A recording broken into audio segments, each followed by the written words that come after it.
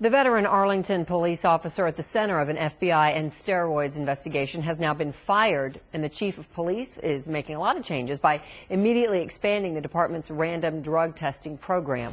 Fox 4's Natalie Solis joining us now from the Arlington Police Department. Natalie, the chief also had really a pretty stern warning for his officers as well.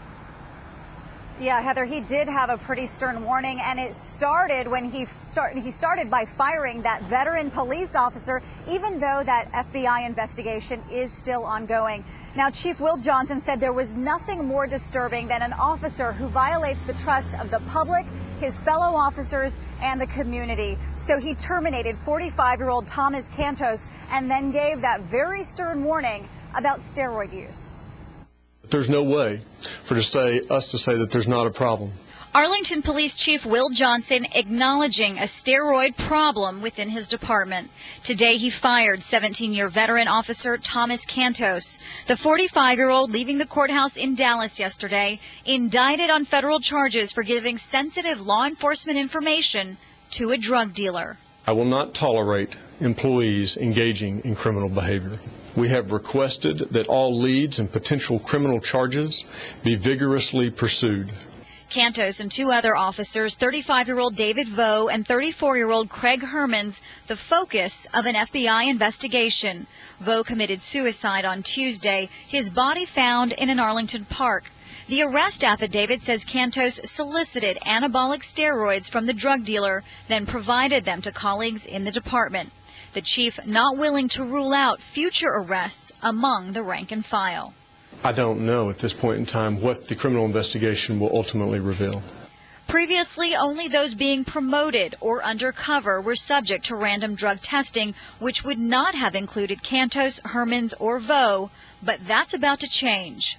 It will be expanded to cover all employees within the department. We will review the spectrum of drugs that are screened during the drug testing process to ensure it is complete and thorough. Officer Hermans remains on administrative leave. The chief says his fate hinges on the federal investigation. What is clear? What could happen from this point moving forward? If I find out that they are doing illegal drugs, they will be terminated. All right, well, we contacted the Arlington Police Union to find out their take on these sweeping policy changes, and we were told that it was just finding out about all of this right around the same time that we were, and so it hadn't had time to talk to its membership or to prepare a statement, but we're told we could get some sort of response to them as soon as tomorrow. Heather? Okay, so Natalie, let's talk about the Officer Cantos. He's facing charges, the federal charge anyway, for sharing information with this drug dealer, but then the chief also addressed the steroid aspect of the case. What about officers abusing access to sensitive information, as he's suspected of doing? Right. The chief did address that. And as you know, Cantos is accused of accessing police databases, doing things like running license plate tags for this drug dealer. And the chief says as a response to that, they do plan on strengthening their internal controls.